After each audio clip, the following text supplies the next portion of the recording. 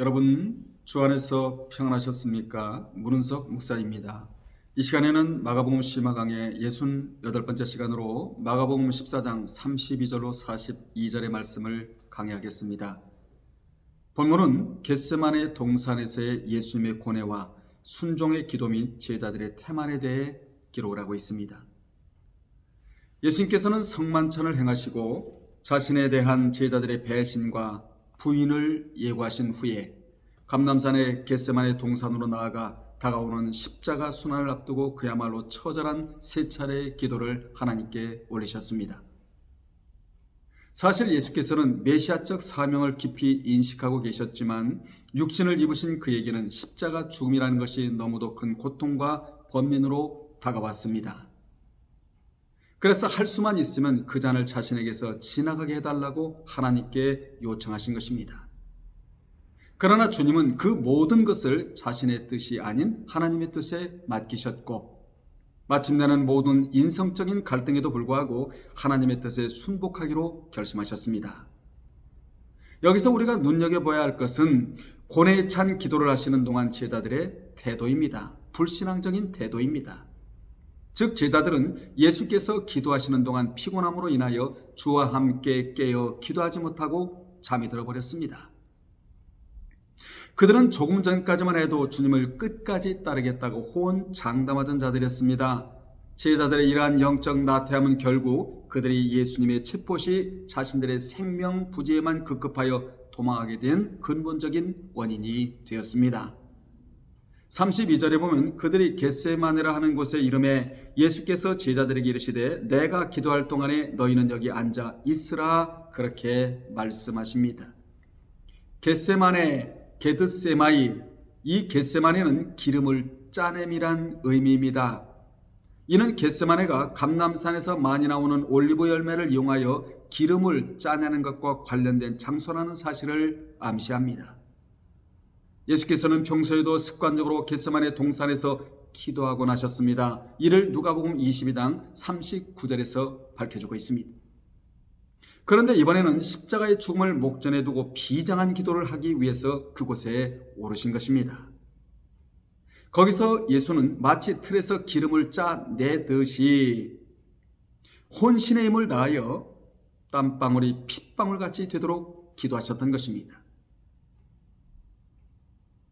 33절에 베드로와 야고보와 요한을 데리고 가실 때 심히 놀라시며 슬퍼하셨다고 기록을 하고 있는데 본절에 보면 두 개의 부정사가 나오는데 하나는 심히 놀라시며와 또한 슬퍼하사입니다.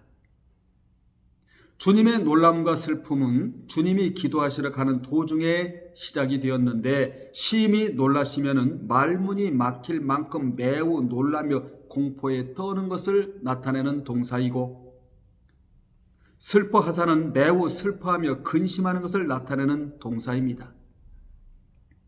본문은 온 인류의 죄를 대신하여 죽게 될 십자가의 죽음을 앞에 두고 말문이 막히고 공포에 떨 만큼 매우 놀라고 슬퍼하며 근심에 빠지신 예수님의 인간적 모습을 잘 보여주는 표현입니다. 십자가의 죽음을 바라보면서 예수께서 나타내신 이와 같은 반응은 모든 인류가 반드시 거쳐야만 하는 죽음에 대한 극도의 공포심과 불안을 대변하는 자세라 할 것입니다. 이같이 예수께서는 십자가 죽음을 눈앞에 두고 심적 고통이 매우 심했음을 잘 보여줍니다. 얼마나 고통이 심하셨던지 주님께서 기도하실 때 땀이 땅에 떨어지는 핏방울같이 되었다고 누가복음 22장 44절에서 밝혀주고 있습니다. 그렇다면 겟세마네에서 그렇게 엄청난 고통을 느끼셔야만 했던 이유가 무엇입니까? 첫째, 죄인들의 죄를 대신 짊어지고 죽음으로써 하나님 아버지와 단절되는 경험을 해야만 했기 때문입니다. 그리고 두 번째로는 전 인류의 죄를 홀로 짊어지고 그 형벌을 담당해야 하는 형벌의 무게가 심히 중대했기 때문입니다. 하나님과 본체이신 예수님이 하나님과 단절되는 것은 생각조차 하기 어려운 문제였습니다. 따라서 그것이 현실로 다가오게 된 지금 주님이 느끼셨을 고통은 이루 말로 형용할 수 없는 것이었습니다. 거기에다 전 인류가 받을 저주를 홀로 담당해야 했으니 그 고통이 얼마나 컸겠습니까? 참으로 주님께서 겟세마네에서 받으신 그 고통은 내 마음이 심히 고민하여 죽게 되었다고 하실 만큼 엄청난 것이었습니다. 주님의 이러한 엄청난 고통을 당하신 이유가 무엇입니까? 우리를 위한 것이었습니다. 주님은 우리를 죄에서 구원하시고자 당하지 않아도 될 고통을 겪으셨던 것입니다. 그러므로 우리는 십자가를 볼 때마다 겟세마네에서의 주님의 고통을 기억하고 우리를 대신하여 고통당하신 주님을 늘 기리고 감사하며 주님을 위해 남은 생을 헌신하며 살기로 작정을 하고 다짐을 하고 결심을 해야 합니다. 34절에 보면 말씀하시되 내 마음이 심히 고민하여 죽게 되었으니 너희는 여기 머물러 깨어있으라 이렇게 명하십니다. 본절은 주와 함께 고난을 받는 자가 진실한 성도란 말씀입니다. 주님은 자신이 느끼고 있는 감정을 베드로를 비롯한 세 제자들에게 말로써 표현하셨습니다. 이는 인류를 대신해서 담당해야 할 십자가의 죽음이 예수님에게 있어서 너무나 큰 고통과 번민을 자아내는 두려운 것임을 보여주는 것이며 또한 이를 제자들에게 인식시킴으로써 제자들로 하여금 그러한 감정을 간접적으로나마 체험하게 하시기 위함이었습니다. 주님은 함께한 세 제자에게 자신의 심정을 토로하시고 거기에 머물러 깨어있도록 명하셨습니다. 이 상황이 매우 급박했기에 언제 어떤 상황 속에서도 흔들림이 없이 침착하시던 주님께서 그토록 고뇌하시는 모습을 본 일이 없었기 때문입니다. 그러므로 그들은 주님의 명령에 순종하여 깨어 있으면서 만일의 상황에 대비해야만 했습니다. 만일 그들은 주님의 신상에 어떤 변화가 생긴다면 31절에서 장담한 대로 어떻게 장담했습니까? 주와 함께 죽을지언정 주를 부인하지 않겠나이다라고 장담한 대로 그대로 해야만 했습니다. 그런데 제자들은 주와 함께 고난을 받을 준비가 되어 있지 않았습니다. 주님께서 이마에서 흐르는 땀이 핏빛으로 보일 만큼 힘써 기도하시는 바로 그곳에서 그들은 깨어 기도하는 것은 고사하고 잠을 자고 있었던 것입니다. 아무리 육신적으로 피곤하다 해도 주와 함께 죽을 준비가 되어 있는 사람들이라면 주께서 이처럼 큰 싸움을 싸우시는 그곳에서 잠에 골아 떨어지지는 않았을 것입니다.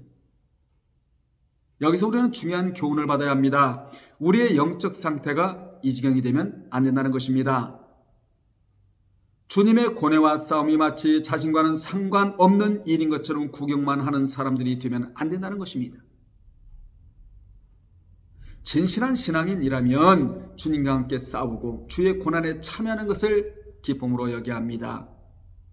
이를 바울은 디모데후서 2장 2절로 4절에서 너는 그리스도 예수의 좋은 병사로 나와 함께 고난을 받으라. 병사로 복무하는 자는 자기 생활에 얽매이는 자가 하나도 없나니 이는 병사로 모집한 자를 기쁘게 하려 함이라고 했습니다. 성도는 그리스도와 싸움을 싸우라고 모집된 사람들입니다. 주님은 우리의 대장이시고요. 따라서 그분이 가시는 곳에 우리 또한 따라가고 그분이 싸우시는 곳에서 우리 또한 싸워야 합니다. 많은 사람들이 그리스도의 고난에 참여하지 않고 영광에만 참여하려고 합니다. 그러나 성경은 우리가 주님과 함께 영광을 받기 위하여는 고난도 함께 받아야 한다고 분명 말씀해주고 있습니다. 로마서 8장 17절과 빌립보서 1장 29절에 말씀해주고 있는 것입니다. 많은 사람들의 고난은 피하고 영광만 공유하려는 생각으로 가득 차 있는데 이들은 결국 그 뜻을 이루지를 못합니다. 여러분, 십자가가 없으면 영광이 없다는 사실을 기억을 하시기를 바랍니다. 35절에 조금 나아가서 땅에 엎드려 될 수 있는 대로 이때가 자기에게서 지나가기를 구하여 라고 기록을 하고 있는데 주님은 혼신의 힘을 다해 간절히 기도드렸는데 그 정도는 흐르는 땀방울이 핏방울이 될 정도였습니다. 예수님의 기도 자세에 관하여 마태는 마태복음 26장 39절에서 얼굴을 땅에 대시고 엎드려라고 기록했고 누가는 누가복음 22장 41절에서 무릎을 꿇고라고 기록했습니다. 이를 종합해 볼 때 주님은 무릎을 꿇고 가슴과 얼굴과 두 손바닥을 모두 땅에 된 자세로 기도하셨던 것입니다. 이러한 기도 자세는 그 당시 서기관이나 바리새인들이 통상 취하던 자세, 즉 똑바로 서서 두 손을 들고 기도하던 것과는 전혀 다른 자세로서 하나님에 대한 예수님의 겸손과 간절한 마음의 상태를 역력히 보여주고 있습니다. 여기 될 수 있는 대로는 주님께서 하나님의 능력을 의심한 표현이 아니라 고통스러운 운명을 눈앞에 둔 자기 자신을 동정해달라는 표현입니다. 인성적인 모습에서 말이에요. 인성적인 속성에서 말입니다. 예수님은 제2의 아담으로서 인류를 대표할 수 있는 무죄한 자기가 십자가를 져야만 인류를 구원할 수 있게 되어 있는 하나님의 구속 법칙을 잘 알고 계셨으면서도 막상 죽음 앞에 서자 인간적인 심정으로 겪을 수밖에 없는 그 두려움과 괴로움 속에서 하나님의 긍휼을 요청하셨던 것입니다. 여기 이때는 좁은 측면으로는 군병들에게 체포되는 순간을 가리키지만 넓은 의미로는 체포와 그 후의 고난, 그리고 십자가 고통까지 일련의 시간들을 가리키는 말입니다. 마가는 사람이라면 누구나 한결같이 피하고 싶은 고통을 피하고자 하셨던 예수님의 인간적 심정을 사실적으로 서술을 합니다. 36절에 이르시되 아빠 아버지여, 아버지께는 모든 것이 가능하오니 이 잔을 내게서 옮기시옵소서. 그러나 나의 원대로 마옵시고 아버지의 원대로 하옵소서라고 주님이 기도를 드리는 내용입니다. 본절을 세 부분으로 나누어 생각하면 첫째, 예수께서는 하나님이라고 고칭하셨습니다. 아바로 음역된 아빠는 아버지, 파테르, 아버지를 의미하는 히브리어 아부에서 유래한 아람어이며 특히 어린아이들이 아버지를 친근하게 부를 때 사용하던 단어였습니다. 유대인들은 불경스럽게 생각되어 하나님을 아빠라 부르지 않았으나 하나님의 아들이신 예수께서는 마태 26장 39절에서 아버지여라고 자연스럽게 부르신 것입니다. 사도 바울은 후에 예수 그리스도로 말미암아 하나님의 자녀가 된 사람들은 모두 하나님을 친근하게 아빠로 부를 수 있다고 로마서 8장 15절에서 너희는 다시 무서워하는 종형을 받지 아니하고 양자형을 받았으므로 우리가 아빠 아버지라고 부르짖느니라 라고 하였고, 갈라디아서 4장 6절에서는 너희가 아들이므로 하나님이 그 아들의 영을 우리 마음 가운데 보내사 아빠 아버지라고 부르게 하셨느니라 라고 말해주고 있습니다. 마태는 아빠란 친근한 용어를 하나님께 대하여 사용하지 않았던 유대의 배경하에 있는 독자들에게 복음을 써보냈기 때문에 아빠 대신 보다 중요한 아버지라고 기록하였고, 누가는 헬라의 배경하에 있는 독자들에게 복음서를 써보냈기 때문에 결과적으로는 마태와 동일하게 아버지를 의미하는 순수한 헬라어인 파테르 즉 아버지로 기록했던 것입니다. 두 번째로 예수께서는 이 잔을 내게서 옮겨달라고 기도하셨습니다. 주님은 이 잔을 내게서 옮기시옵소서라고 기도하셨는데 이는 십자가 지시는 것이 마치 쓴 잔과 같으므로 이를 지나게 해달라는 기도였습니다. 주님은 그 잔을 옮기실 수 있는 권한이 기도의 대상이신 하나님 아버지에게만 있다는 사실을 고백하신 것입니다. 주님은 십자가 죽음을 감당하기에 너무도 힘들고 고통스러워 자기에게 작정되어 있는 그 진노의 잔을 할 수만 있으면 피하고 싶으셨습니다. 그래서 어린아이가 아버지에게 애걸 하듯 간청하셨던 것입니다. 이 같은 주님의 간구에는 다른 방법이 있다면 십자가의 고통스럽고 비참한 죽음만을 피하고 싶었던 예수님의 인간적 바람이 잘 드러나 있는 기도였습니다. 세 번째로 예수께서는 나의 원대로 마옵시고 아버지의 원대로 해달라고 기도하셨습니다. 주님은 십자가를 피하고 싶은 자기의 의지를 꺾고 하나님의 뜻에 순종하시고자 하는 겸손의 기도를 드렸습니다. 주님은 나의 원대로 하지 마시고 아버지의 원대로 되기를 원하셨지요. 주님은 공생의 기간 동안 단 한 번도 하나님의 뜻을 거역한 적이 없으셨다고. 요한복음 7장 16절에는 예수께서 대답하여 이르시되 내 교훈은 내 것이 아니요 나를 보내신 이의 것이니라고 기록을 했고, 요한복음 7장 28절에는 예수께서 성전에서 가르치시며 외쳐 이르시되 너희가 나를 알고 내가 어디서 온 것도 알거니와 내가 스스로 온 것이 아니니라. 나를 보내신 이는 참되시니 너희는 그를 알지 못하나 라고 기록이 되었으며, 요한복음 10장 37절로 38절에는 만일 내가 내 아버지 일을 행하지 아니하거든 나를 믿지 말려니와 내가 행하거든 나를 믿지 아니할지라도 그 일은 믿으라. 그러면 너희가 아버지께서 내 안에 계시고 내가 아버지 안에 있음을 깨달아 알리라 하시니라고 기록을 하고 있습니다. 주님은 마지막 십자가 앞에서 극심한 심적 고통과 갈등 가운데 흔들렸으나 비참한 죽음을 피하고 싶은 인간적 본능을 이겨내고 겸허히 하나님 아버지의 뜻에 순종할 것을 결의하셨습니다. 이는 그분이 친히 제자들에게 가르친 교훈, 즉 아무든지 나를 따라오려거든 자기를 부인하고 자기 십자가를 지고 나를 쫓을 것이라는 말씀과도 맥락을 같이 하는 정신입니다. 이처럼 자기를 낮추시고 죽기까지 복종하신 예수님이 있었기에 허물과 죄로 죽었던, 그리고 본질상 진노의 자녀였던 우리가 하나님으로 더불어 화목되어 하나님의 자녀가 될 수가 있었던 것입니다. 37절에 돌아오사 제자들이 자는 것을 보시고 베드로에게 말씀하시되 시몬아 자느냐 내가 한 시간도 깨어있을 수 없더냐라고 책망을 하셨습니다. 예수님은 제자들이 잠자고 있을 것이라고 전혀 생각하지 않고 오셨는데 뜻밖에도 자고 있는 제자들의 모습을 발견한 것입니다. 예수님은 제자들에게 기도하면서 자신의 고통에 동참하고 시련을 극복하라고 당부하셨지만 제자들은 예수님의 기대를 저버리고 자고 있었던 것입니다. 이같이 육신의 잠은 잘 수 있지만 신앙의 잠은 절대로 자지 말아야 합니다. 제자들의 잠을 잔 이유가 무엇입니까? 그 답을 누가복음 22장 45절에서 주고 있는데 거기에 보면 슬픔으로 인하여 잠을 들었다고 답을 주고 있는 것입니다. 즉 제자들은 그들 중에 한 명이 주님을 팔아 넘길 것이라는 예수님의 말씀과 너희가 다 나를 버리라는 예수님의 불길한 예언을 듣고 상당한 내적 번민에 휩싸였던 것입니다.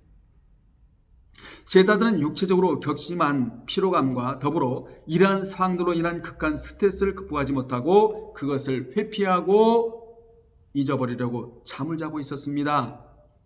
당시 그들은 어려운 상황 가운데서 더욱 힘을 내어 육체적 피곤함을 극복하며, 신앙은 인내며 극복이잖아요. 기도로서 그러한 심적 스트레스를 이겨야 했으며 다가오는 시련도 극복해야만 했습니다. 하지만 그들은 잠을 선택하고 말았다는 것입니다. 마태 26장 40절에 보면 주님이 나와 함께 한시도 이렇게 깨어있을 수가 없더냐라고 주님이 책망하신 것을 볼 수 있습니다. 38절에 시험에 들지 않게 깨어있어 기도하라 마음에는 원이로되 육신이 약하도다 이렇게 주님 말씀하셨는데 여기 시험은 페이라스모스로 이는 시험하다 유혹하다라는 의미를 지닌 페이라조의 동사에서 유래한 명사입니다. 이는 극복하면 믿음이 보다 성숙해지는 시련을 의미하기도 하고 인간의 나약한 심성이나 부패한 내적 욕망으로부터 일어나는 유혹을 의미하기도 하는 단어입니다. 본절에서는 유혹의 의미로 쓰인 단어입니다. 이 유혹은 육체적 피로와 정신적 스트레스를 못 이기고 잠에 빠져든 지금 현재의 상황을 가리킵니다. 이 유혹은 바로 마귀가 갖다 주는 것이지요. 그들이 유혹받은 점은 무엇입니까? 잠시 후 예수님이 군병들에게 체포되는 상황에서 자신의 안전을 지키기 위하여 주님과 더불어 체포되지 않으려 도망친 것과 베드로가 예수를 부인한 것 등 비신앙적인 모든 행동들을 포함합니다. 주님은 제자들에게 유혹에 들지 않으려면 깨어있으라고 말씀해 주셨는데 말이지요. 여러분, 믿는 자, 우리가 왜 실패를 합니까? 깨어있지 않기 때문입니다. 깨어있는 자는 절대로 실패가 없습니다. 주님은 마음이 원이로되 육신이 약하도다라고 하셨는데, 이를 원문대로 직역하면 참으로 영혼은 준비되었지만 그러나 육신이 허약하도다, 이렇게 원문에 기록이 되어 있습니다. 예수께서는 그들을 호되게 꾸짖기보다는 육신이 약한 그들의 상태를 불쌍히 여기시며 이를 극복하라고 격려해 주셨습니다. 원이로되는 준비되어 있는 자발적인이라는 의미로서 자발적으로 하나님의 뜻을 따를 준비가 되어 있는 그들의 마음의 상태를 가리킵니다. 그러나 그들의 피곤한 육체와 안이한 영적 상태가 그것을 방해한 것입니다. 그런 의미에서 경건이나 신앙에 있어서도 뭐가 필요하냐? 훈련이 필요합니다. 진지한 훈련이 없다면 설령 마음이 있더라도 몸과 인간의 죄악된 본성에 의하여 뜻한 바를 이루지 못할 수도 있기 때문입니다. 믿는 자는 마음이 육신을 끌고 영이 마음을 이끌어야 이상적인 신앙을 할 수가 있습니다. 39절에 다시 나아가 동일한 말씀으로 기도하셨다고 말씀하고 있는데, 큰 시련을 앞에 두신 예수님은 또다시 기도의 자리로 나아가셨습니다. 우리 앞에 문제가 있다 할지라도 언제나 기도의 자리로 나가야 합니다. 이 교훈을 우리에게 주고 계시는 것입니다. 십자가의 죽음을 목전에 두고 말할 수 없는 고통과 번민 속에서 주님은 하나님께 나아가 혼신을 다해 기도하셨습니다.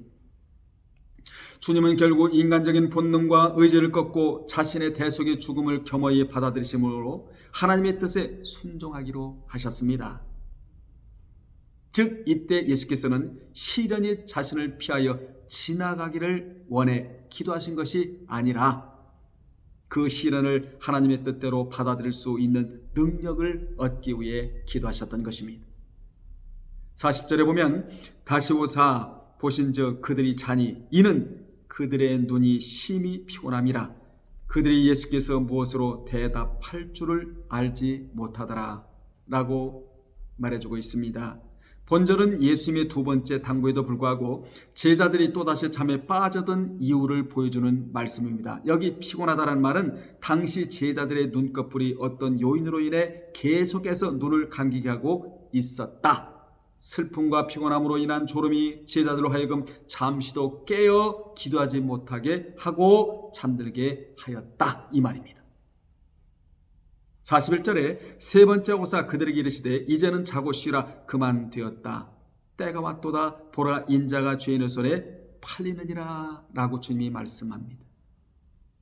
본절은 예수께서 세 번이나 기도하셨다는 사실을 잘 보여주는데, 이는 겟세마네 동산에서 시종일관 잠만 자고 있는 제자들의 모습과 대조적입니다. 세 번, 트리토스라는 단어인데요, 세 번이라는 숫자는 유대에서 완전한 것을 상징하므로 본절의 세 번은 실제 세 번이라는 의미와 더불어 상징적으로 예수께서 해야 할 기도를 완전히 다 하셨다는 사실도 암시합니다. 예수님은 땀이 핏방울이 되도록 애써 간절히 기도하심으로써 하나님의 뜻에 완전히 순종할 수 있는 능력을 얻으셨던 것입니다. 그렇습니다. 기도는 능력을 가져다 줍니다.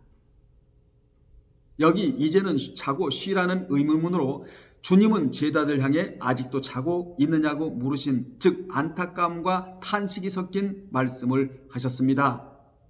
주님은 하나님의 시간대 속에서 죄인들에게 체포되어 고난받으시며 십자가에 달리시는 일련의 시간들을 두고 때가 왔다고 하셨습니다. 주님은 때를 아셨던 분이시지요. 주님은 고난의 때를 당당히 받아들이셨습니다. 그런데도 제자들은 아직도 상황 파악을 제대로 하지 못하고 있었습니다. 그래서 예수님은 제자들에게 지금이 어떤 상황인지 가르쳐 주신 것입니다. 죄인의 손에 팔리우느니라는 가룟 유다가 예수님을 대제사장들에게 넘겨주려고 했던 데서도 이 말이 사용되었고, 6월절 만찬 자리에서 제자 중 한 사람이 자기를 팔 것이라고 예언하실 때에도 이 말씀이 사용되었습니다. 따라서 예수를 죄인들의 손에 팔아 넘기는 주체는 가룟 유다이며, 그로부터 예수를 넘겨받는 주체는 사내들인 공의회의 유대 지도자들과 그들이 파송하고 무장한 무리들이었습니다. 창세기에 나오는 야곱의 아들 요셉이 형들에 의해 미디안 대상들에게 팔리우고 이어 애굽 사람의 손에 팔리웠지만 결국 그러한 과정을 통해 자기를 판 형들뿐만 아니라 자기를 산 애굽 사람들의 목숨까지도 건졌던 것처럼 비록 예수께서도 유다에 의해 죄인들의 손에 팔리우게 되지만 결국 그 과정을 통해 예수님은 많은 죄인들을 구원하시게 되었던 것입니다. 본 단원의 결론은 일어나라 함께 가자 보라 나를 파는 자가 가까이 왔느니라로 끝이 납니다. 42절에 이 말씀이 기록되어 있습니다. 주님은 제자들 앞에서 죽음 앞에까지도 함께 당당히 나아가자고 권고하셨습니다. 그러나 제자들은 예수님이 체포당하는 현장에서 모조리 도망쳐 버렸으며 다 버릴지라도 자기만큼은 주님을 버리지 않겠다고 호언장담하던 베드로까지도 예수님을 멀찍이 쫓을 뿐 함께 가지는 못했습니다. 결론 내리겠습니다. 본 단원을 정리하면 다음과 같습니다. 겟세마네에서 받으신 예수님의 영적 고통은 신성을 지으신 주님조차도 놀라고 슬퍼할 만큼 큰 것이었다는 것입니다. 주와 함께 고난을 받는 자가 진실한 성도라는 것입니다. 위대한 기도자는 하나님의 뜻이 무엇인지 이해를 하게 된다는 것이고 위대한 기도는 하나님의 뜻에 자기의 뜻을 굴복시킨다는 것이며 우리는 주님과 보조를 맞출 수 있어야 한다는 것이고 육신대로 살면 누구나 실패하게 된다는 교훈이며 기도에는 인내심이 요구된다는 것과 기도 생활에 실패하는 사람들이 안고 있는 심각한 문제점은 너무 쉽게 기도의 자리에서 일어선다는 것입니다. 하나님께서 응답을 주시기 전에 일어서는 사람들은 기도 생활에 승리할 수가 없습니다. 응답에 확신이 생길 때까지 인내심을 가지고 하나님 앞에 엎드려 간구하는 믿음이 우리의 기도를 능력 있는 위대한 기도가 되게 만드는 것입니다. 우리는 야복나루에서 야곱이 보여준 끈질긴 기도를 배워야 합니다. 예수님의 기도에서 이 점을 우리가 배워야 됩니다. 여러분은 어떤 문제가 내 앞에 있다 할지라도 기도의 자리에서 벗어난 일이 없도록 기도의 자리를 찾으시는 여러분 되시기를 주님의 이름으로 축원합니다. 다음에 또 전해드리겠습니다. 주님 안에서 행복하십시오. 할렐루야.